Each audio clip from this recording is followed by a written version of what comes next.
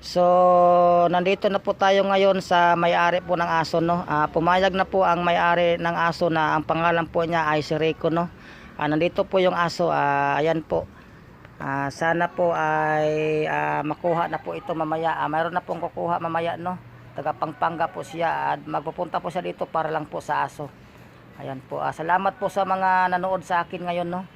At sa mga sa mga baser na masakit pong magsasalita po sa akin.